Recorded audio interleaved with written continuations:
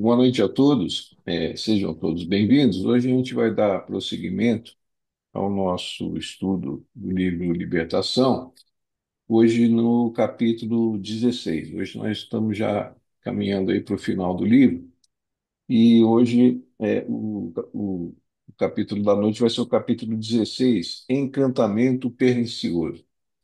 Quem vai trazer hoje o capítulo para a gente é a doutora Flaviana. Ela vai apresentar e, como de costume, a gente faz aqueles comentários aí no final do capítulo. Bom, fica à vontade, Flaviana. Olá a todos, muito boa noite, seja muito bem-vindo ao nosso estudo aqui, dando continuidade ao nosso livro Libertação, um livro simplesmente maravilhoso, psicografado por Chico Xavier, né, pelo espírito André Luiz. E estamos já no capítulo 16, chegando ao final do livro, um livro muito gostoso de ler, de estudar, acaba que nem vimos aí o tempo passar direito, tão bacana que é, e a gente acaba se envolvendo demais mesmo. E hoje, nesse capítulo, Encantamento Pernicioso, ele é um capítulo de fácil entendimento, simples até, mas com uma profundidade muito grande em relação à temática das questões relacionadas à mediunidade, o trabalho da pessoa médium, né, dentro de um trabalho de movimento espírita que se propõe a trabalhar aí nos trabalhos de mediunidade que são desenvolvidos com muitas casas, né, através de muitas casas espíritas. Então, é um livro muito interessante para que a gente possa entender melhor a questão da mediunidade, como ela se dá, né, seus desafios e também os pontos que o médium tem que estar atento. Não só o médium, todos nós, mas principalmente o médium, que ele vai falar muito a respeito disso nesse momento, nesse capítulo.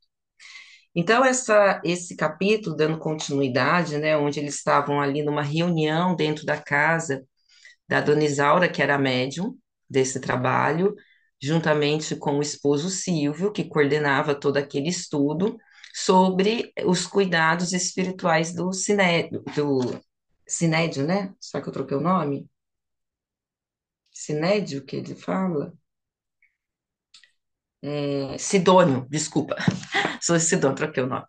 Sobre os cuidados espirituais ali que conduzia esse trabalho de mediunidade do Sidônio. Então, eles fazem um trabalho, levam ali Margarida, né, conjuntamente também com o esposo, para o trabalho desobsessivo, e eles saem muito satisfeitos com o trabalho que eles receberam, com a ajuda espiritual recebida, e saem animados, né, em relação ao caso da Margarida, os familiares dela e também todos os que estão acompanhando ali a ajuda através desse caso. E aí André repara que a Dona Isaura, que é a médium ali que vai conversar diretamente com as entidades e resolver todas as situações referentes as questões ali mal resolvidas entre espíritos, amigos espirituais, né, que estavam obsediando o caso ali da Margarida. E ele percebe que enquanto ela está no movimento mediúnico, dentro do trabalho mediúnico, ele percebe uma luz muito intensa, brilhante, que acobertava toda ela, principalmente na parte do cérebro, né? Enquanto ela estava ali se prestando ao serviço, concentrada nesse processo mediúnico, e ela faz um processo mediúnico com muita boa qualidade, um bom trabalho, ele percebe que ele chama a atenção para algo dentro que ele percebe, que é a questão de que assim que o trabalho foi encerrado, ele viu de repente como se uma luz, aquela luz clara, intensa que estava em volta dela, fosse de repente apagada. E ele então percebe que ela é tomada de uma luz ali mais enegrecida, uma luz opaca, algo que chamou a atenção porque que tinha algo errado. Como assim? Acabou de fazer um trabalho de mediunidade assistida por amigos espirituais do bem, né? E que, de repente, ela vem para um estado de luz ali, de sintonia, muito obscurecido. E aí ele, percebendo isso, ficou intrigado, né? E ele, na condição ali de estar como um estudante, né, pesquisando toda essa questão do mundo espiritual, como influencia, né, essa relação de mundo espiritual com o mundo terreno, ele vai e pede para Sidônio uma explicação, o que está acontecendo?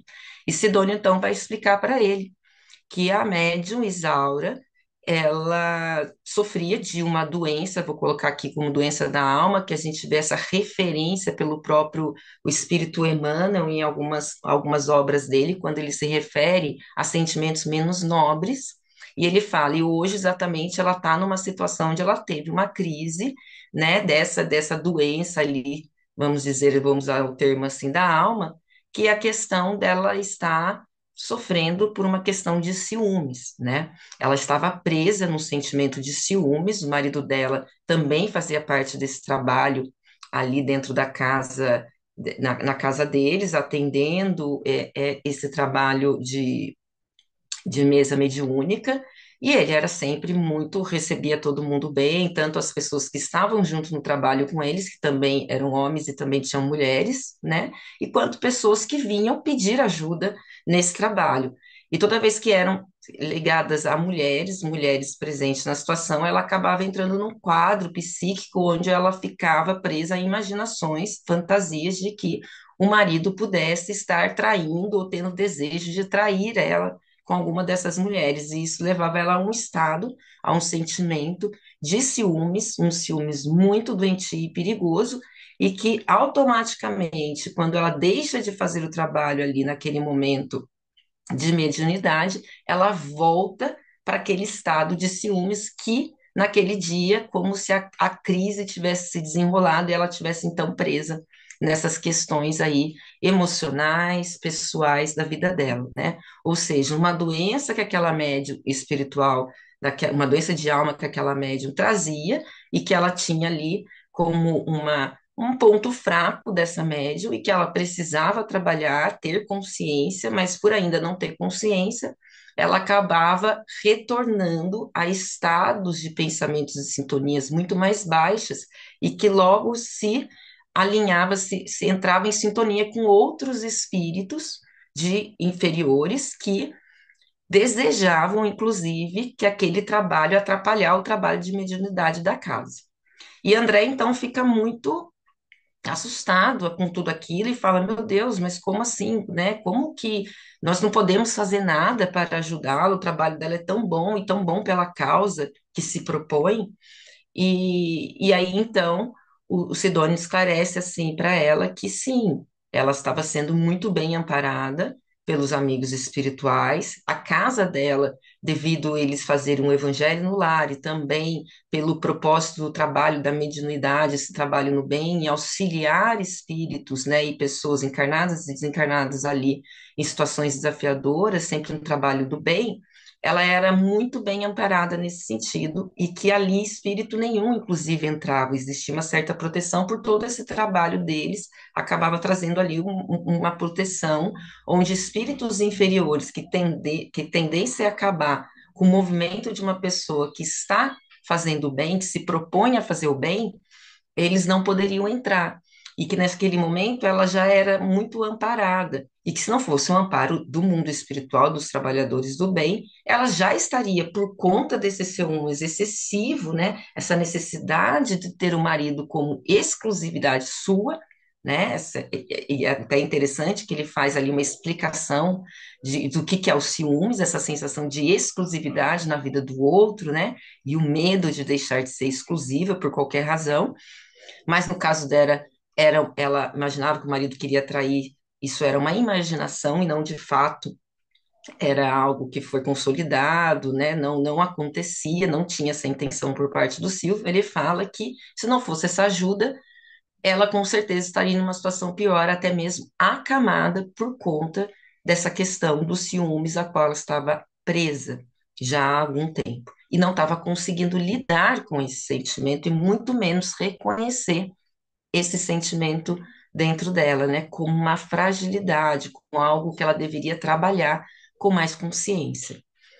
E aí a história vai se seguindo, então, onde o André pede que possa continuar acompanhando o caso, porque então o trabalho mediúnico com Margarida tinha sido acabado, e aí o Gúbio e juntamente com os outros benfeitores voltariam a acompanhar Margarida e a família para a casa deles ali, e o André pede, solicita que continuasse ali por uma questão de aprendizado, para entender melhor o que acontecia. E aí ele é autorizado, então, E eles seguem para que possam observar o momento em que o casal vai dormir e fazer esse desdobramento do corpo, né? E para seguir né, a gente sabe, né, dentro do espiritismo, ele explica que quando a gente dorme, nosso espírito se desdobra e sai parcialmente do corpo, né, mantém-se ligado ali, mas ele consegue caminhar por outros lugares, principalmente em mundos espirituais, de acordo com a intenção, com a sintonia dele, ele vai se sintonizar com o mundo espiritual de uma forma como se estivesse acordado. E aí o Silvio, ele então é, é convidado para uma reunião espiritual, onde ele tem ali um grupo de estudo, onde ele vai ser orientado para o estudo do bem, principalmente em relação ao trabalho que eles faziam dentro da casa deles, ali o trabalho mediúnico. E aí ele, conversando, sinaliza ali para Sidônio, falando do pesar dele de que ele não conseguiu convencer a Margarida, que também desdobramento, não segue para o mesmo estudo. E então, Sidônio orienta que um dos amigos ali que o ajudava, alguns dos amigos espirituais, o seguisse até essa reunião e que ele ficasse tranquilo que eles estariam ali, então, com a Dona Isaura. E aí percebe que, voluntariamente, por conta dessa baixa frequência, entregue totalmente a esse sentimento, né, e esse pensamento doentio de ciúmes, né, ela acaba voluntariamente se afinando com espíritos inferiores que ele deixa bem claro, toda pessoa que ela resolve fazer conscientemente uma escolha de dar sua contribuição no caminho do bem, no caso de uma médium, quando ela escolhe usar sua mediunidade para ajudar forças do bem no trabalho do bem, ela vai receber pedrada, digamos assim, vai sofrer ataques de espíritos que desejam o contrário do trabalho do bem, desejam cessar o trabalho do bem. E, naquele caso, ela acabou voluntariamente, por conta desse sentimento e pensamento de ciúmes, se aliando a espíritos inferiores que tinham por intenção acabar com o trabalho que acontecia dentro da casa deles, mediúnico. E aí, antes dela seguir para esse encontro, porque já que eles não poderiam entrar na casa dela amparado pela própria espiritualidade ali superior, ela voluntariamente, e por ter, né, o livre-arbítrio, que não podiam eles intervir no livre-arbítrio dela, ela escolhe então ir de encontro a esses espíritos inferiores fora dali, numa outra casa onde eles a estavam esperando. Antes disso, ele tenta, de alguma forma, Sidônio, falar com ela, com mensagem, com palavras que pudessem fazer ela mudar de ideia, ou então ter consciência do que ela estava fazendo. Tentou dar um passe, mas ela se recusa a receber e a olhar. Ela tem uma intuição de que existe a presença deles, mas não se atém a isso e segue firme ali no propósito dela de encontro a esses outros espíritos. E aí então André fala, mas não podemos ainda fazer nada, né? Sabendo que o que ela vai fazer vai atrapalhar muito ela, principalmente ela sendo médium.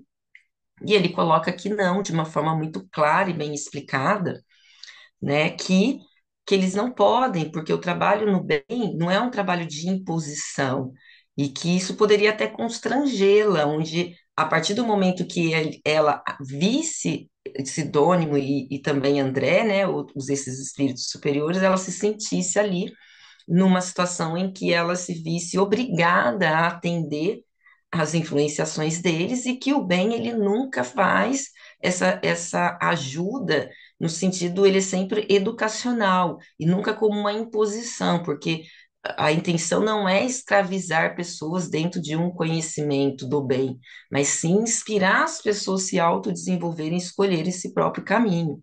E isso também é feito, inclusive, com os médios, que mantêm seu próprio livre-arbítrio, apesar do trabalho grandioso, importantíssimo, né, que é o trabalho de um médio, cheio de muitas responsabilidades em relação a essa capacidade já desenvolvida. E aí, então, ela segue para o encontro desta casa, que são dois malfeitores, dois espíritos inferiores que têm a intenção de estimular ela ali, continuar presa naqueles ciúmes, e então conseguir fazer com que o trabalho dela mediúnico cesse, que ela deixe de querer servir, né? E ele coloca até uma frase aqui que eu achei bonita, que ele fala assim, que, né, que o médium é sempre uma fonte que dá e que recebe, né? Quando, em função, na ordem de trabalho entre os dois planos, né? Terrestre e espiritual. Mas terminada aí com toda a tarefa, Isaura volta às tristes condições que ela mesma relegou a si, se entregando a esse sentimento, sem analisar com profundidade essa questão. E aí, quando ela vai de encontro com eles, percebe-se que eles acabam sendo um aliado para a situação em que ela se encontra. Então, eles se colocam não como espíritos inferiores, mas eles se usam até da blasfêmias em relação ao nome de Deus, à obra de Deus, falando que eles eram espíritos do bem e que estavam ali para ajudá-la, né? E eles acabam reforçando ou colocando mais lenha ali na fogueira, né? Daqueles sentimentos que já estavam por demais ali, à flor da pele, né? A ponto de gerar uma crise nela naquele dia em que falando que compreendia a dor dela, que eles viam a dor dela, que ela estava sendo ferida mesmo no sentimento de mulher, que o marido dela, usando da oração coletiva, mostrando ali uma aparente ajuda através do trabalho que ele fazia mediúnico, de atendimento fraterno ali com todo mundo, mas que a intenção dele, real, era usar aproveitar dessa situação para paquerar mesmo outras mulheres, se aproveitar ali da situação e trair ela. Então eles começam a instigar ainda mais aquele sentimento que ela tinha, mas usando da qualidade de que eram amigos dela e que estavam ali para alertá-la, inclusive falando, olha, todo esse trabalho sua de mediunidade nada mais é do que produtos da sua própria imaginação. Não existe ali um amparo espiritual, você não está recebendo uma mediunidade, você está sendo condicionada pela sua própria mente, a sua própria fantasia. E até ainda orienta que ela estude um pouco mais sobre psicanálise, né? E toda essa questão que a psicanálise ali na época trazia nos seus primeiros passos, né? Falando de algumas questões nesse sentido, não diretamente com mediunidade, mas falando como o homem produz as suas próprias questões na fantasia, por próprias necessidades. E ela se sente muito, com a fala deles, muito vista, muito como se alguém pudesse entender o que ela está sentindo, né? Quanto que outras pessoas poderiam não entender. Então, ela se sente muito assim ligada nesse sentimento de eu estou sendo compreendida. Ou seja, eles reforçam a condição dela, que ela estava se sentindo naquele momento, erroneamente, de vítima e mantém ela nessa condição através de um longo diálogo com ela, sempre instigando ela e falando que ela estava correta no sentimento e que isso era uma pura verdade. E aí, então, diante daquela conversação, André fica por demais nervoso, né, e preocupado. Meu Deus, como não podemos ajudá-la, né?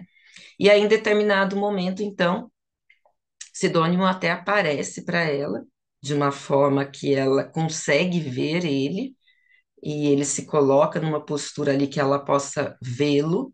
Ela chega a ver ele, a imagem, né, a presença dele ali espiritual, e ela comenta com esses amigos, com esses outros espíritos inferiores que estavam sendo ali um aliado para que ela se mantesse presa nesse estado ali de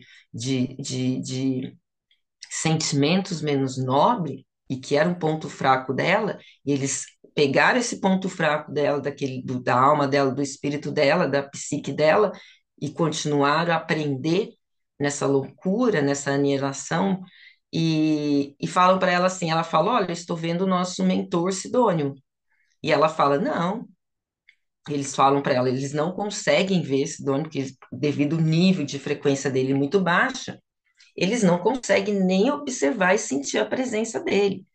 E então eles falam: não, isso aí é bobagem.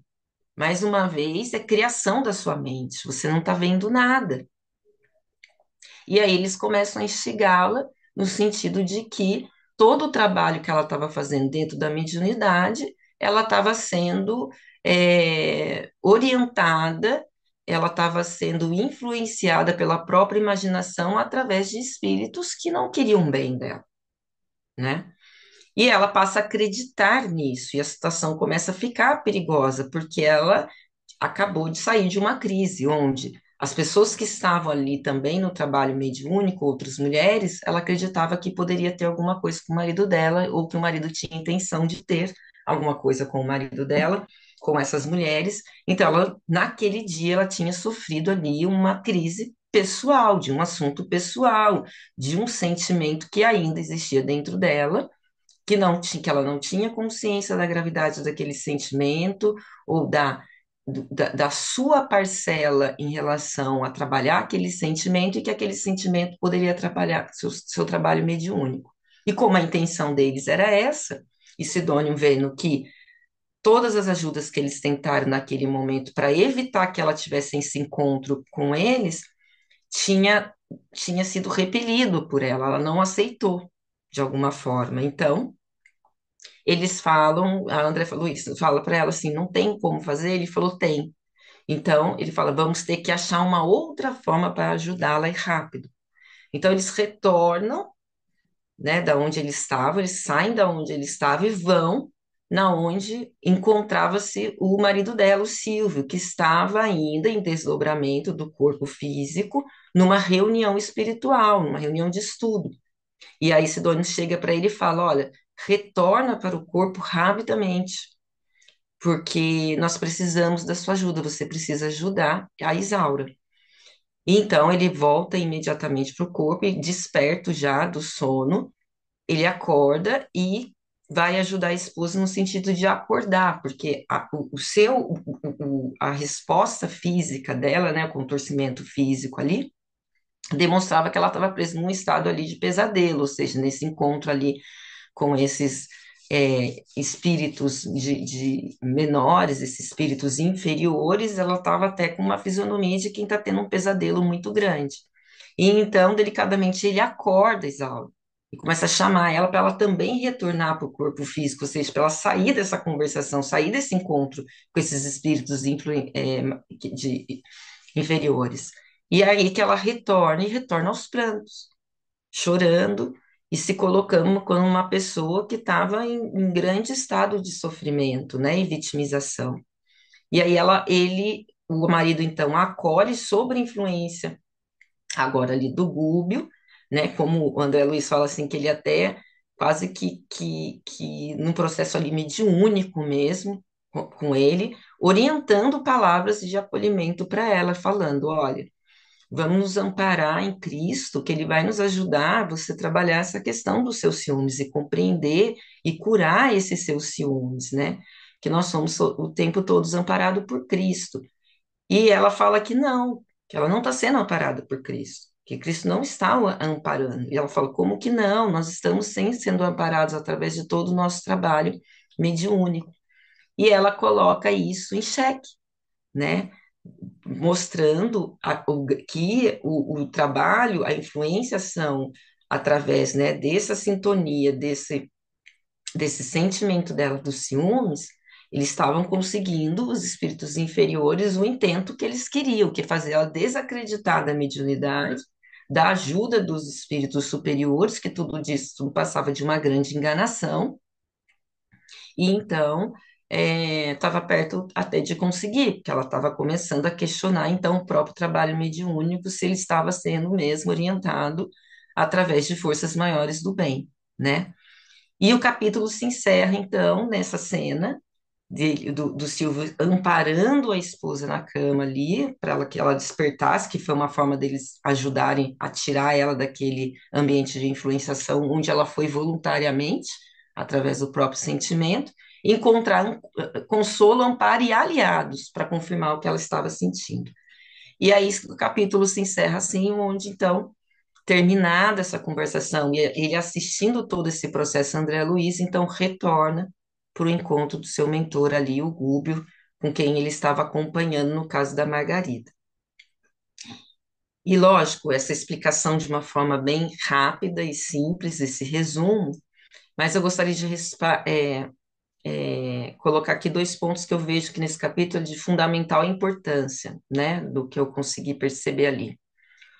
É, Uma é que a gente tem a ideia de que, por sermos médium, né, sermos, não, eu não sou, mas a pessoa que é médium e está dentro de um trabalho de mediunidade, se propõe a usar a mediunidade a favor do bem, ela acreditar que por conta dela ter a intenção de fazer um trabalho no bem, que ela não vai sofrer influenciação e ataques de espíritos que possam obsediá-la, né? E aí no livro nesse capítulo vai deixar bem claro que sim, e principalmente quem se dispõe ao trabalho do bem vai sofrer muitas influenciações, muito ataque da turma do lado do mal, que não quer que o trabalho de bem se realize e se concretize na Terra.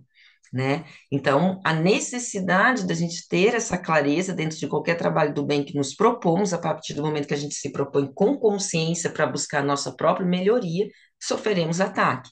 Então, entra aquela orientação do Cristo, tem que ser reforçada sempre, todos os dias dentro de nós, o orar e vigiai, ainda mais quando a gente se propõe, né?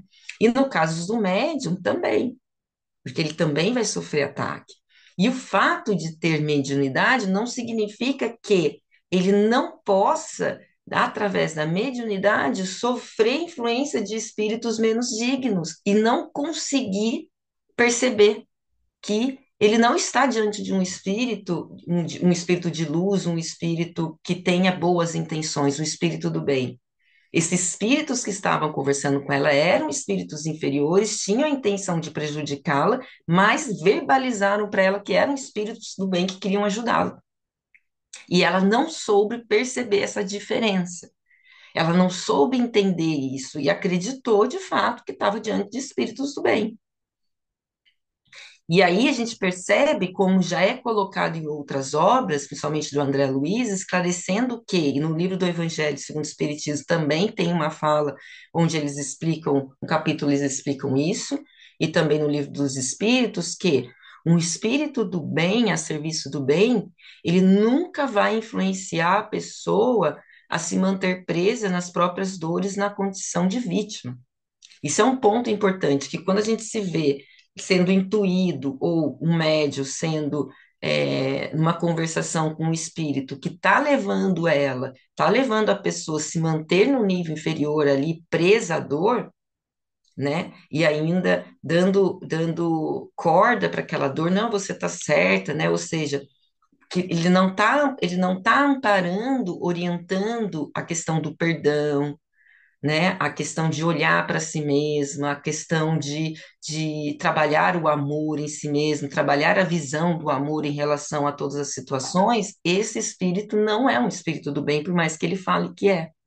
Então, acho que esse é um ponto de extrema importância que ele deixa ali como um sinal de atenção para os médiuns, né? Que possa, em muitas situações, se ver e se encontrar com pessoas, com espíritos inferiores, mas que vão se dizer que são do bem.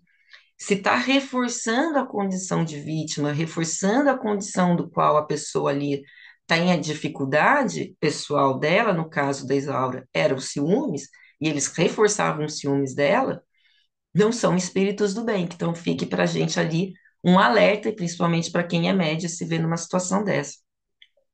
E o terceiro ponto que eu vi é a questão do livre-arbítrio, que por mais que os espíritos superiores, mesmo diante de uma casa espírita ou de uma obra de ajuda espiritual que diversas pessoas se encontram para fazer um trabalho do bem, ainda que esse trabalho seja importante e ajuda mesmo, e ampara muitas pessoas encarnadas e desencarnadas, e que por mais que a espiritualidade dela seja boa, a mediunidade dela seja boa, e possa o ser útil no serviço do bem, e ela poderia ser muito mais útil nesse serviço, eles mantêm o respeito com relação ao livre-arbítrio, não impondo nada,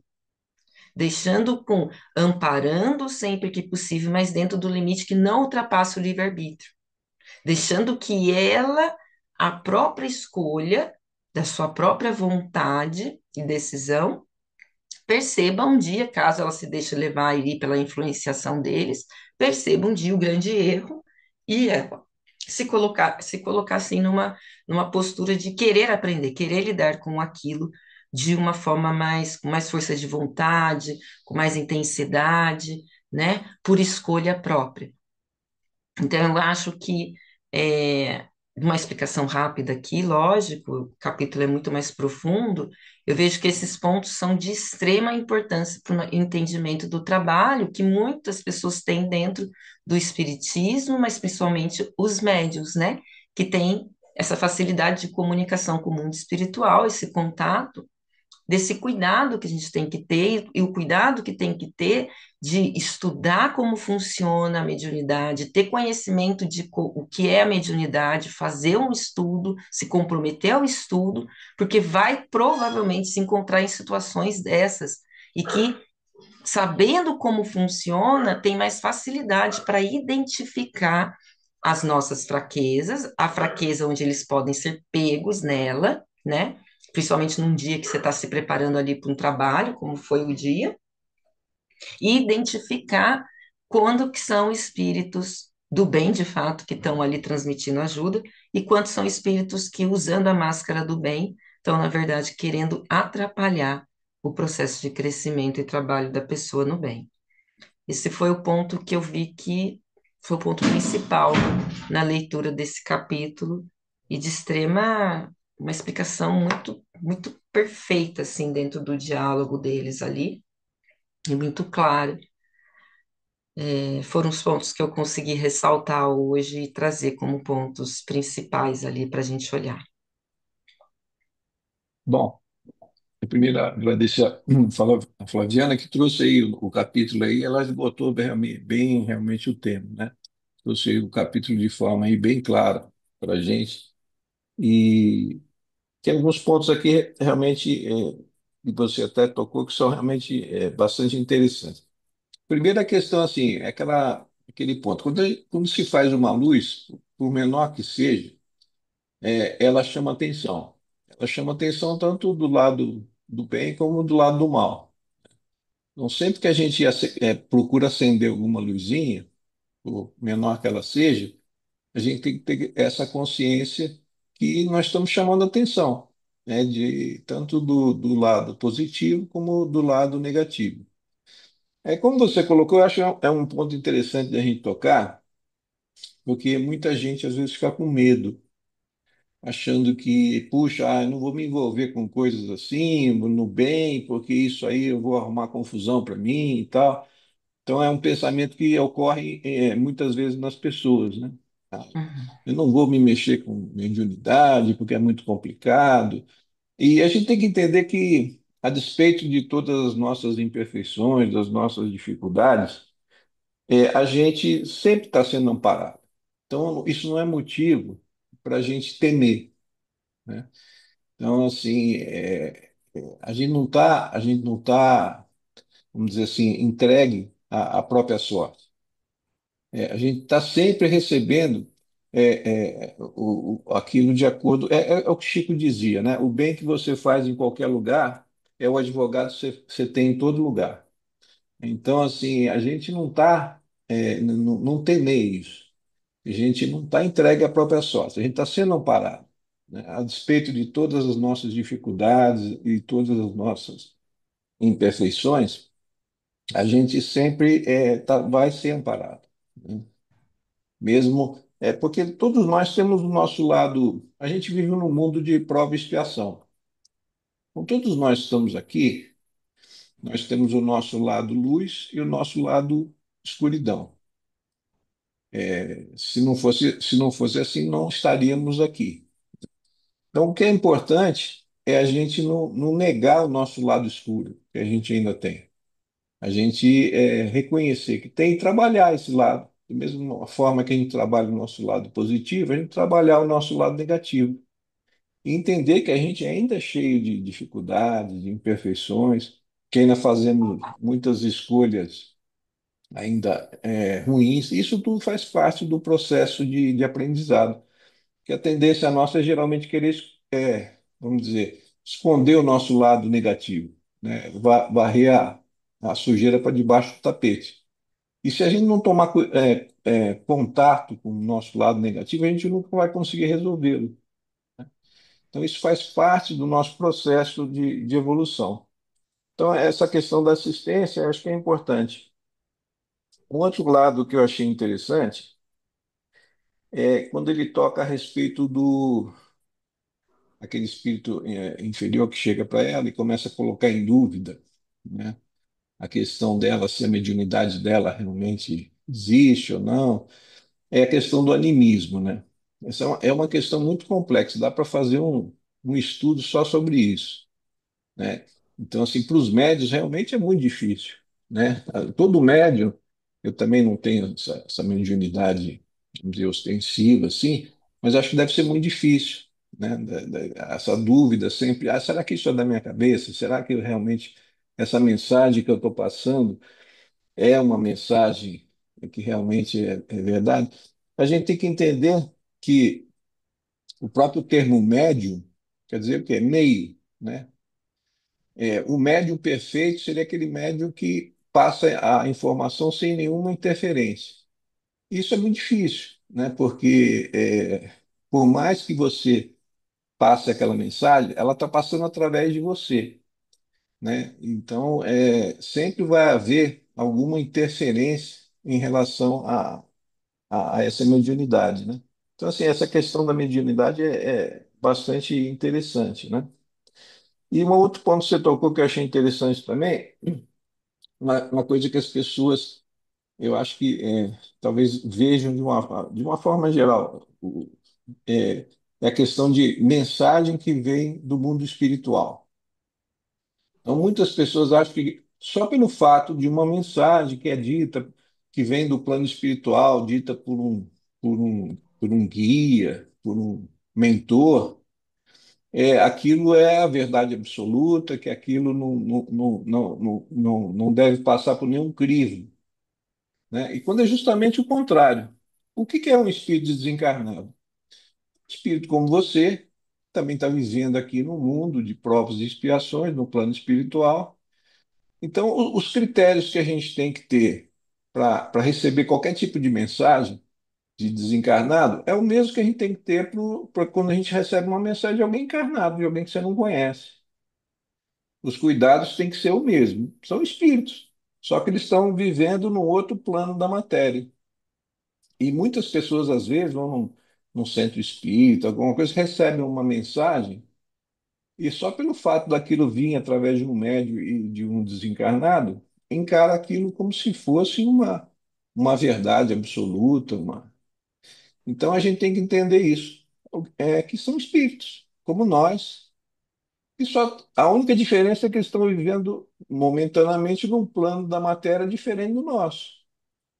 Já viveram aqui, vão voltar a viver, daqui a pouco nós vamos estar no plano espiritual, e os cuidados que a gente deve ter quando recebe qualquer tipo de comunicação ou mensagem é passar pelo crivo do bom senso, da razão e até das próprias obras básicas que Kardec trouxe, e as obras complementares aí que o Chico trouxe, através do Emmanuel e tantas outras, a gente passar aquilo no crivo do bom senso, da razão, né? Para ver se aquilo é uma coisa que realmente. E principalmente do crivo do Evangelho, né? A gente pensar o seguinte: isso é compatível com a mensagem do Cristo, né? Então, assim, é, como nesse caso aqui, que o Espírito estava induzindo ela realmente a ter ciúme, a ter, né? Então, assim, isso Jesus faria isso. A gente pensa, uma coisa que às vezes eu penso é isso, né? Esse tipo de atitude, esse tipo de coisa, é uma atitude que é compatível, que é condizente com a mensagem do Evangelho, né? Com as coisas que foram trazidas até nós, pelo Espiritismo, né? Pelas obras básicas. Isso está condizente, que é a única bússola que a gente tem para poder se guiar. Porque senão a gente vai estar sempre no campo aí da, da- da nebulosidade, andando no escuro.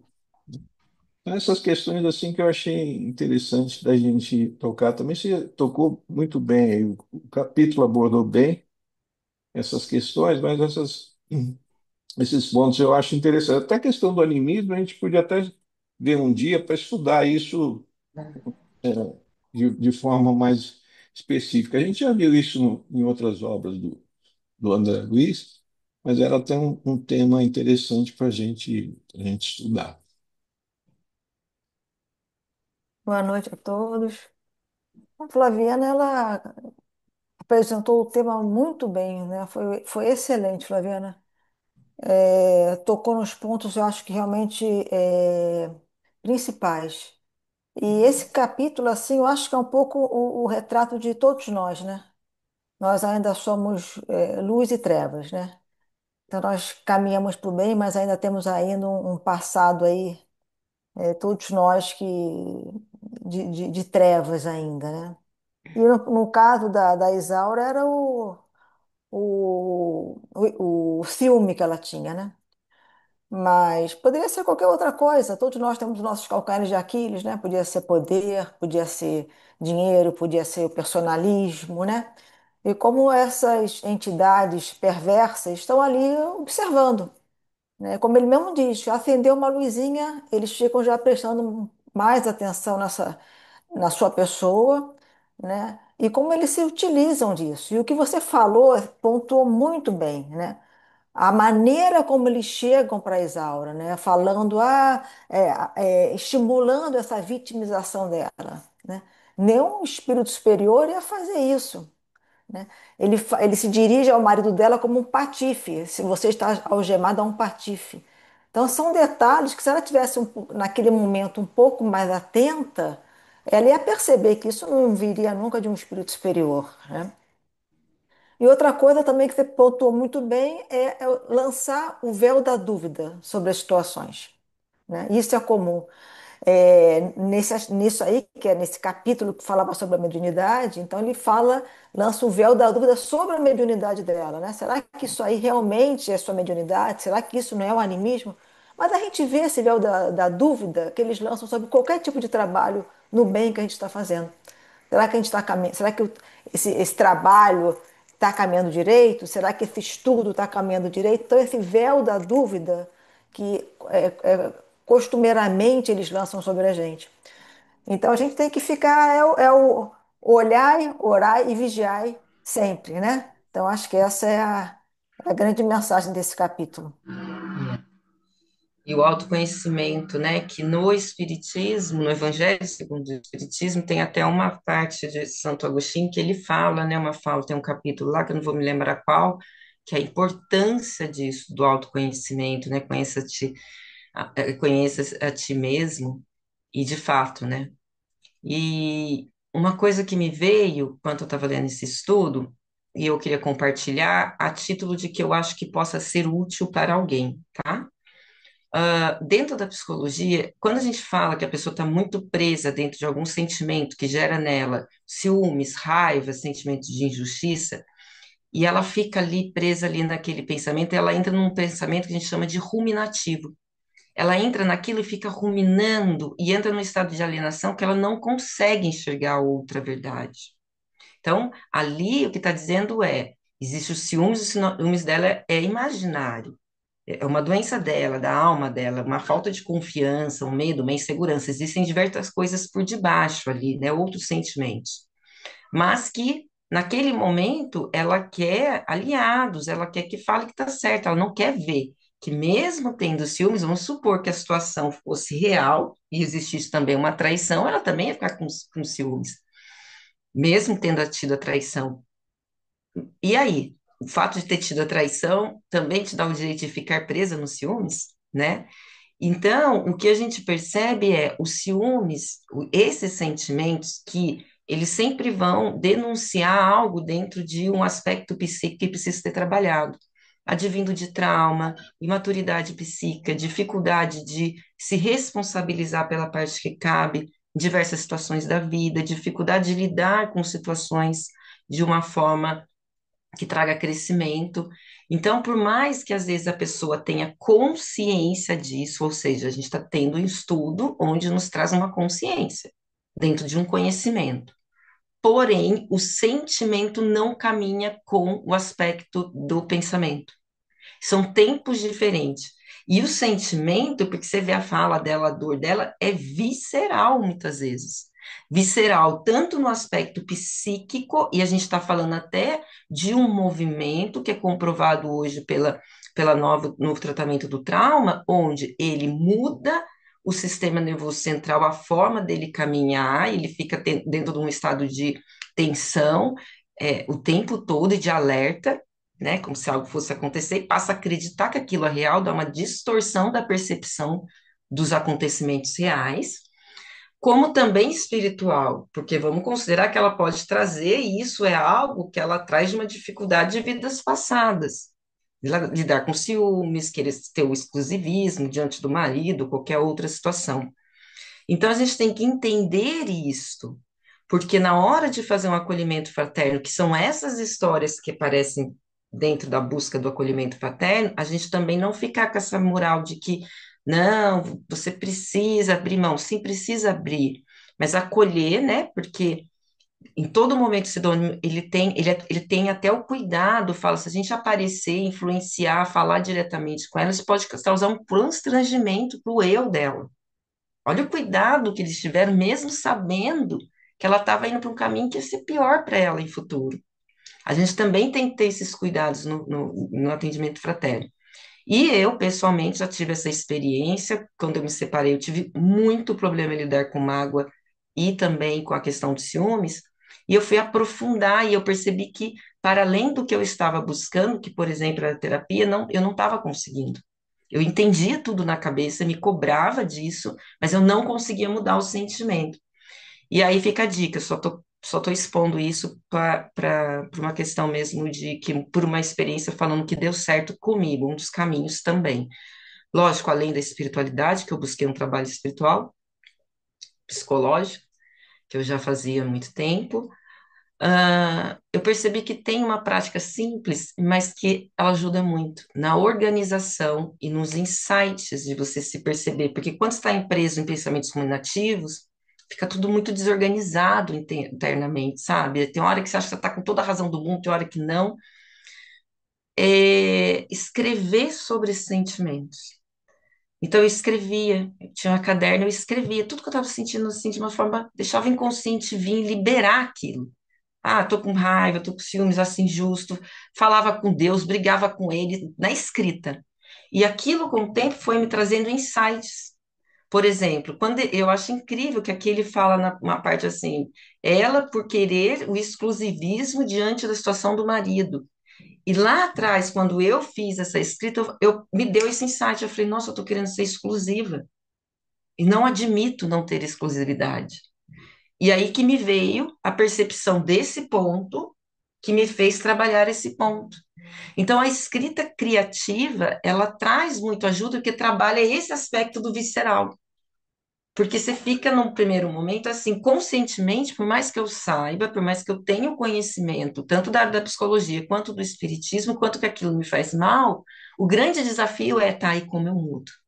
Além de perguntar, né, como o Newton colocou muito bem, a gente sempre se perguntar o que que Cristo falaria para nós, o que que Cristo faria, o que que ele orientaria, mas a nossa intuição e a nossa fé, ela fica muito abalada porque nós estamos frágeis, nós estamos trabalhando com ferida. É uma dor, se pegou no ciúmes, é uma ferida que existe nela e que pode advir, inclusive, de outras vidas. É o grande desafio, talvez, que ela tem que trabalhar, ou um dos, nesta vida. Então, a gente tem que ter também muita compaixão para atender no acolhimento fraterno. E como experiência própria, a escrita criativa me ajudou muito a ter muitos insights de coisas que eu não estava conseguindo compreender por conta desse pensamento ruminativo. E me ajudou a perceber os reais pontos que eu precisava pôr atenção e trabalhar com mais intensidade, até nível de conhecimento. Porque eu também me senti em algum momento como ela, eu achava que eu estava certa no que eu estava sentindo e não me via como responsável pelo sentimento. Eu coloquei aquilo para fora, até que eu entendi, não, mas é meu. A mágoa é minha, o ciúmes é meu. Tem uma parte que me cabe trabalhar. ainda que tenha acontecido de fato ou não, não importa. Ainda que tenha sido injusto, entre aspas, né, a nossos olhos. Então, eu queria deixar essa dica que eu vejo que é uma questão de, tá bom, e como eu trabalho isso? Porque para quem sente, eu tive essa experiência, gente, é horrível, é visceral, e chega a doer, inclusive, no corpo. Dói no coração. É uma dor de alma que dói no coração. E é muito triste quando a gente sabe disso e a gente ainda assim não consegue movimentar para sair daquele sentimento. Então, é só um detalhe aqui que eu queria colocar como testemunho e uma dica de um dos trabalhos que eu fiz e que me ajudou muito. Essa questão que você colocou aí foi bem interessante, assim, o seguinte, né, que a gente vê, assim, no capítulo, a gente analisa a coisa de uma forma, às vezes, meio segmentada, né? Ela é ciumenta, é um defeito dela, né? Então, assim, a gente tem que entender que, às vezes, isso vamos dizer, relação com coisas anteriores que a gente já viveu. Sim, Quem são sabe ela muitas já coisas. não é isso que é colocado no capítulo, mas quem sabe esse marido hoje que é fiel e tal, já não foi tantas vezes com ela infiel em outras vezes. E por isso que ela traz esse sentimento de Sim, insegurança, né?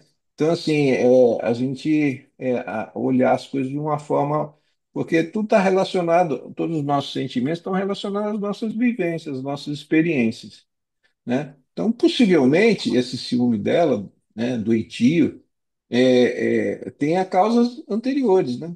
Então, não é simplesmente que ela é defeita, é um problema dela, é um defeito dela. nada está desconectado, né? Está Tudo tem uma desconectado, conexão, tudo tem uma razão, né? né? Não é Então, por acaso.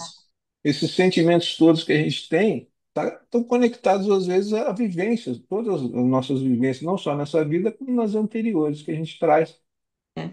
para essa Porque nós vida, né? somos seres integrais, né? Somos integral, né? Corpo, mente, espírito, e a gente caminha muito fragmentado, né?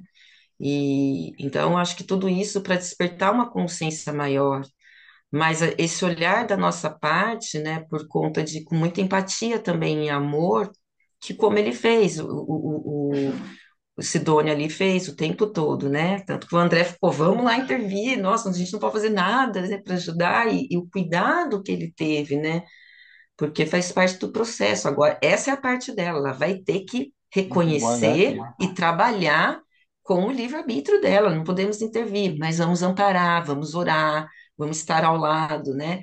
E esse também é o nosso trabalho, quando a gente se propõe também a ajudar de qualquer forma, seja através do espiritismo, acolhimento fraterno ou de diversas outras formas. E esse é um ponto que eu gostaria de colocar, porque eu já assisti outros estudos desse livro em que pessoas falavam assim, lógico, sem a intenção ruim, né? É que a gente não para pensar a forma com que a gente fala e reflete alguns comentários aí do Evangelho, dos estudos de uma forma geral por ignorância dela. Eu entendo a ignorância como falta de conhecimento, mas acredito que muito mais pela ignorância é pela falta ainda de condição de lidar com a verdade que existe dentro dela, que é a própria sombra. Isso a gente tem que respeitar, porque encarar a verdade, abrir mão da ilusão para encarar a verdade, gente, é muito doído. É muito doído. Tanto é que nós estamos aqui exatamente para isso, né? A verdade sempre vai sendo revelada, mas quando diz respeito diretamente a pontos em nós, é uma sensação, é uma mistura de sensação, inclusive de vergonha. Para quem, inclusive, já estuda, como eu já estudava o Espiritismo, quando me deparei, o sentimento que me veio era de vergonha e de fraqueza mesmo, como eu não consigo ainda trabalhar isso, como eu não consegui modificar, ou como eu deixei me levar, né? Então, eu queria colocar com muito respeito, respeito à opinião de todos, mas até como uma pessoa que passou por isso, o cuidado que a gente tem que ter, porque esses estudos nada mais são da gente trazer o nosso melhoramento, e inclusive melhoramento na visão de amor para acolher o outro, porque eu acho que o mundo necessita de mais cuidado, amparo e amor do que julgamento, né? É só isso. Mas isso é Uma outra, pessoal, tá, gente? Isso é uma uma, visão pessoal. Só queria compartilhar. uma outra coisa que a Cláudia falou que eu acho que é interessante nos dias de hoje, que é muito importante, é essas mensagens que a gente são bombardeadas para a gente em todo lugar. A gente abre o YouTube, abre internet, e vem uma série de mensagens aí apocalípticas aí que a gente vê, Nossa, e dos médiums, né? a gente pensar o seguinte: toda mensagem que chegar para a gente e causar dúvida, causar medo, insegurança, angústia, não é uma mensagem que vem do mais alto. Então a gente tem que usar esse filtro, esse critério. Se aquela mensagem tá te levando um sentimento de medo, ou de angústia, ou de ansiedade, ou de dúvida, questiona. Porque normalmente os espíritos superiores nunca vão passar mensagem para a gente que tragam esse tipo de sentimento. Eles vão passar mensagens que trazem esperança, que trazem consolo, né? Então, isso é aquela questão que a gente estava tocando há pouco do filtro das mensagens que a gente recebe, né? Às vezes do plano espiritual, de seja de onde for. Então, a gente tem que passar isso pelo crivo do bom senso e do próprio evangelho. Então, essas Sim. mensagens a gente não dá muito ouvido a esse tipo de coisa, Você tem porque que só avaliar vão. se condiz com as leis de Deus, né? Tá, condiz com as Exato. leis? Não, tá indo Exatamente. contrário. Tá me trazendo medo? Então, questiona aquilo. Aquilo não deve ser uma mensagem que vem somar para você, né? Então, ainda mais hoje em dia, né, que a gente abre, é cheio de coisa catastrófica, de mensagem de Nossa, sim. apocalipse, de coisa. Então, isso eu acho que é uma questão importante para a gente tocar aí, para as pessoas, de uma forma geral, estarem atentas. Mais algum comentário? Não? Acho que a gente pode ir encerrando, né? Acho que a noite foi bem produtiva, agradecendo aí a Flaviana o trabalho aí de trazer para a gente esse capítulo. E daqui a 2 semanas a gente dá seguimento com o capítulo 17, que é assistência fraternal. Então, já estamos chegando aí no final desse livro. Então, para encerrar, eu vou pedir, Cláudio, pode fazer uma precezinha de encerramento? Encerrar?